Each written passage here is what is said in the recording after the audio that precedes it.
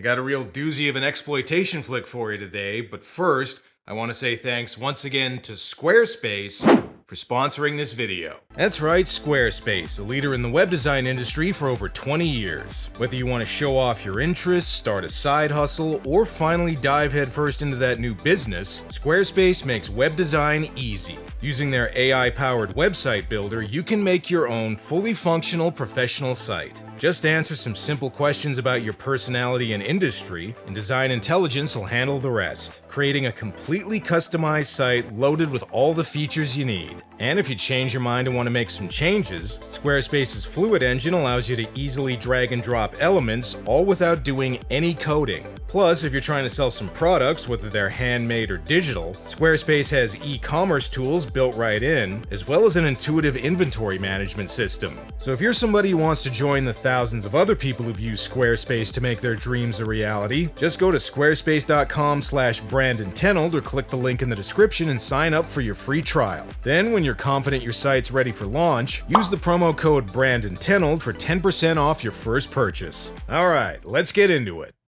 Vampire Hookers. The name of the movie is Vampire Hookers. You know what? Screw it, just get to the title card.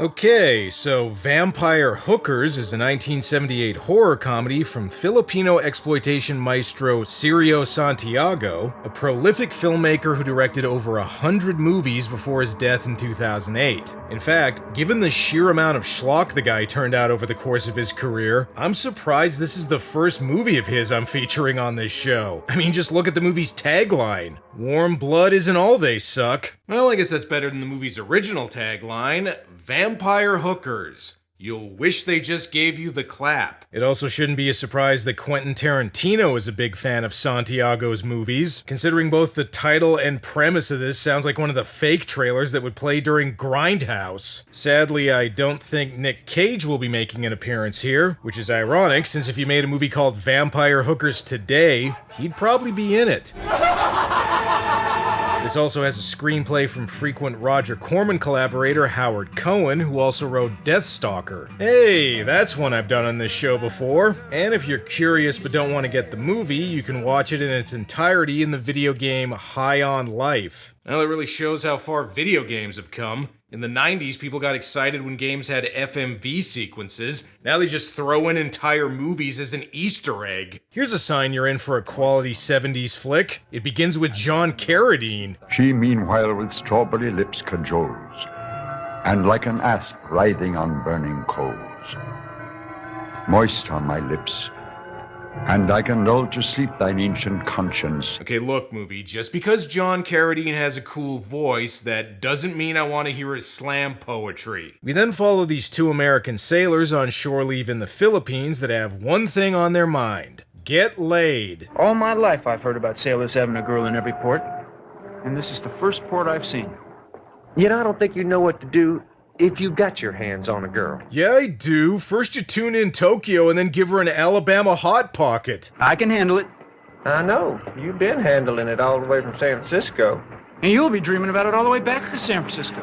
Why don't we just stow these bags in the barracks and, hit the town? I'm with you. This night is gonna end with these two fucking each other, isn't it? Ah, Manila, it's a hell of a town. The bars are up and the women are down. Their CPO is there looking for some action too and is using a local cab driver named Julio to try and find it. We have to shove off. Let's go, Julio. Can you believe that? He's already got something set up. Well, there's nothing to worry about. We're gonna have something set up too, faster than a cat can lick its ass. And some will even lick our ass if the price is right. First though, they gotta sample some of the local cuisine. You take it, this is a balut. Balut. Yeah, it's good for you. Oh, yeah? Yeah, swallow it all. Just put the whole thing. Yeah, Just- yeah. Oh, What is balut? Oh, it's a duck. A what? An unborn duck. You mean like quack, Quack. Oh, you mean this egg came from a bird? That's gross. Well, if you wanted to get laid in the 70s, there's only one place to go. A disco. You want to find girls, go to where the music is. This place is loud enough to blow your eardrums. It's not my eardrums I want blown. Fuck yeah, talking about my pekka or something. Speaking of pekkas, I'm not too sure about the ladies in this place. You want to see it now? Well, my buddy's waiting. So am I. Whatever, I'm drunk enough. The other guy is not as open though. Wayne, will you please? Help! My God, boss! Well, that does it. That is the last time I go to RuPaul's drag bar. Well, fellas, you know the old saying, if at first you don't succeed, screw it, just pay for it. Unfortunately for these two, they walk straight into a Filipino martial arts movie that's being filmed here and have to be rescued by their CPO. Hopefully Julio knows where to find some girls. Boy, if you could get me a girl like that. What's it worth to you? Everything I got. I saw first. Yeah, I'm already paying. Yeah, fellas, I think you can probably both pay for her if you want to. If you're gonna argue, it should be over who goes second. Too late though, their CPO and Julio already took off with her. Are we gonna turn off someplace? We go in? We go in? You mean we're gonna do it in a cemetery? Yeah, that's right, we're gonna bang Phantasm style. Wait, hang on a second. A secret brothel of vampires hidden inside a mausoleum? This is awfully similar to the premise of Bordello of Blood. Even the part where they enter through a secret passage in a coffin seems like it's taken from this movie. Alright, maybe it's just a coincidence, but I like to think the makers of Bordello of Blood saw this movie and said, you know what this could use? Corey Feldman. Oh, the hell with the caretaker. You better pray that the health department doesn't find out about this. Screw the health department. The roaches crawling around are what makes it kinky. I could do without Carradine sitting in a corner chair, though. Also here is Vic Diaz, aka Filipino Peter Lorre, who you might remember from Raw Force and Daughters of Satan. Master! Damnation. You made me spill my V8. You know I need that to stay regular. So Carradine's the vampire that runs this place, and Diaz is a Renfield-like assistant named Pavo. I guess this is a good way to attract victims, although most of the blood is going to be flowing away from their necks. Why don't we just do it and let me get the hell out of here? Well, yeah, you're in a brothel. That's probably the plan. I don't think you have to worry about foreplay or cuddling afterwards. Bad news, pal. Not only are these people vampires, but you're not gonna get laid either. Ugh, still totally worth it. You know, with how Carradine's dressed, this feels like I'm watching a goth version of Pee-wee's Playhouse. The word of the day is streetwalker. Despite being well-fed, there's some downsides to being a vampire. All I know is I haven't had a suntan in 136 years. I'll give anything to go to the beach for at least 15 minutes. So, just get a spray tan. I mean, you are vampire hookers, so it would fit. Come, lovely and soothing death. Undulate round the world, serenely arriving. Oh yeah, right. Carradine's whole gimmick here is that most of his dialogue is just him reciting poetry. Walt Whitman must have been a vampire. Oh yeah? I thought he was the original Santa Claus. Oh, and if you were wondering what Pavo's gimmick is...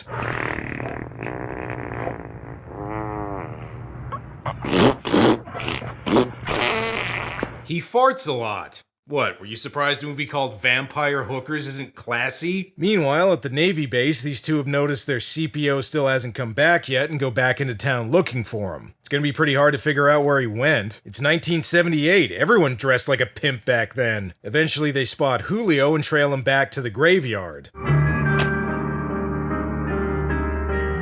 Graveyard? Yeah, and this sailor just ordered the Donald Duck Special. That's where you take your pants off but leave the rest of the uniform on. The one guy goes to investigate, and I gotta ask, is the blood supposed to look like tomato juice? I'm so sick and tired of these Bloody Marys. I hear you, lady. I'm a Caesar man myself. And apparently Pavo doesn't like him either. It's all right. You'll be a vampire someday. Pavo want fangs. Well, maybe if you took those novelty hillbilly teeth out, you'd get some. The one sailor ends up getting caught like a dumbass, which leads to some wacky hijinks. Wait for me. Yeah, sure.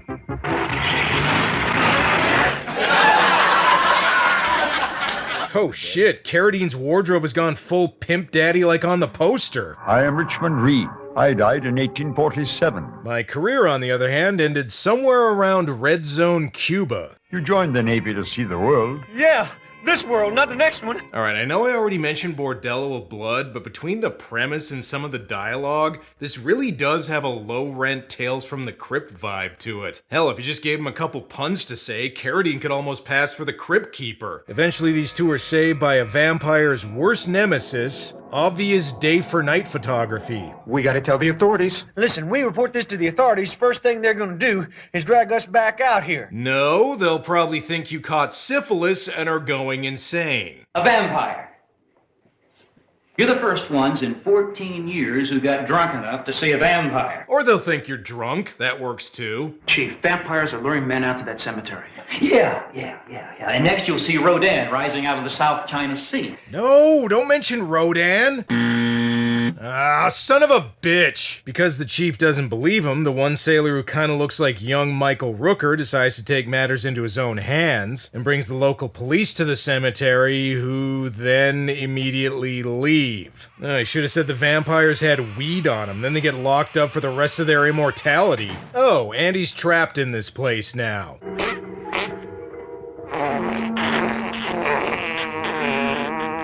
And even worse, Pavo's hotboxing the place.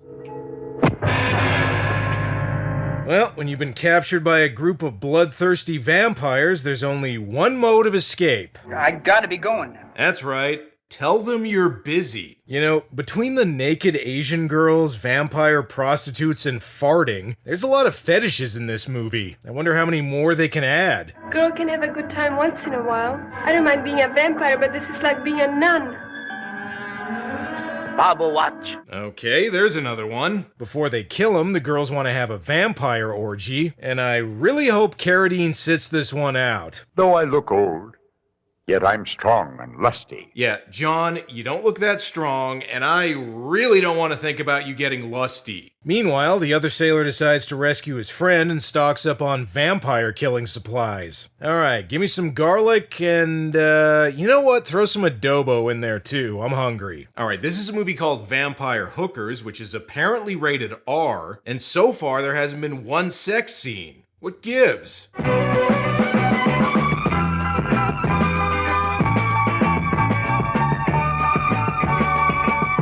There, that's more like it. So as if to make up for lost time, we now get a slow-motion sex scene that goes on for several minutes, even if most of the really dirty stuff is courtesy of the paintings on the wall. Damn, even Tommy Wiseau would say this goes on for a long time and has too much slow-mo. By the way, even though they complained about not being able to go out in the sun, I couldn't help but notice these vampires still have tan lines. Also, I think I know why Pavo's so desperate to be a vampire. If I were him, I wouldn't want to see my reflection either. The other sailor comes to rescue his friend, although at this point I'm not sure he wants to be rescued. Before he can go in though, Pavo nabs some of his shit. Did someone send out for pizza? It's garlic! Oh! Don't you read Shakespeare, you imbecile? Eat no onions or garlic, for we are to utter sweet breath. Yeah, I don't think Pavo knows what sweet breath is. And some rescue, this guy chickens out as soon as he sees Carradine. I know vampires can shapeshift, but I had no idea Filipino stunt doubles were one of their forms. Okay, at this point, the movie gets kind of repetitive. They probably didn't have many locations to shoot in, so it falls into the formula of they go to the cemetery, goof around a bit, get scared and run away, then they go back to the cemetery, they get scared and run away again. I know they had to fill time, but this movie is only 80 minutes long, several of which are taken up by the sex scene, and plot-wise, this still feels kind of padded. Anyway, there's only one person who can help this guy now. Say, you know a cab driver named Julio? Yeah, you're in downtown Manila. I know about 50 guys that fit that description. Also, why does he need Julio? He already knows where the vampires are. Does he just need a ride there? If so, Julio seems like a bad guy to pick considering he's likely in cahoots with them, but whatever. In any case, looks like the girls are done sucking one fluid and want to move on to blood. We need some fresh blood. We can't kill him when he's asleep. It takes all the enjoyment out of it when they're asleep. They never scream. Yeah, well, at least Carradine's nice enough not to wake a guy up during a post-nut nap. Now that he's done having sex, this guy better save him. Oh shit, he just got the zany scared out of him. I see you have reconsidered our dinner invitation. And there it goes again. By the way, earlier this guy got some crosses, although I'm not sure why he even bothered, since you can scare a vampire by making a cross out of literally anything. Okay, I've said this before, but I wonder if you could fend off a vampire by just doing this with your fingers. Or, you know, just take a marker and draw a cross on your shirt, and then another one on your back so they can't sneak up on you. Oh, and apparently Pavo's now a vampire too? Okay, not sure how that happened. Maybe you can turn into a vampire if you just wish hard enough. The crypt also starts collapsing for some reason, although again, I'm not really sure why. I guess it's from Pavo jumping around? This character went from a walking fart joke to a jumping fat joke. Whatever, time to take care of Carradine. Yeah, that's for being in Frankenstein Island, asshole. Here's another surefire way to kill a vampire, an arrow to the stomach, I guess. I don't know. Well, at least this girl gets killed in a more traditional way. Yeah, the power of Christ impales you, bitch. Alright, he saved his friend from a life of eternal vampire boning. Now get ready for the twist ending. You're a lifesaver. Okay, serves this guy right for not realizing Julio was in with the vampires. Also not sure exactly when his friend got turned. Maybe one of the girls gave a toothy BJ earlier. Also, that's not quite the end. You want to know how it does end?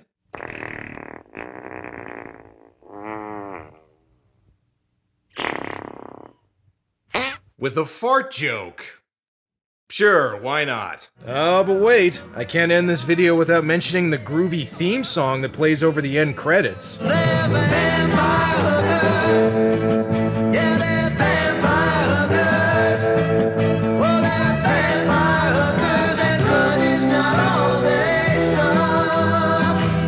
You know what? I think this deserves a spot alongside the green slime theme. Why did they wait until the end to play this? They should have opened with this song. So that's Vampire Hookers, and yeah, that sure was a movie called Vampire Hookers. Alright, look, everyone knows something called Vampire Hookers isn't going to be a piece of cinematic art. This has no ambitions beyond being an exploitation flick and should only be judged on those grounds. So in that regard, it's okay, I guess. I was disappointed this movie didn't go further. There's basically no gore, and besides that one long sex scene that happens almost an hour in, I was surprised it wasn't sleazier. As far as the humor goes, I guess if seeing a fat guy farting is your thing, it's worth a watch. I thought it was funnier watching John Carradine desperately try to class this movie up by reciting Shakespeare. But you know something? Any movie with a groovy ending theme can't be all bad in my book.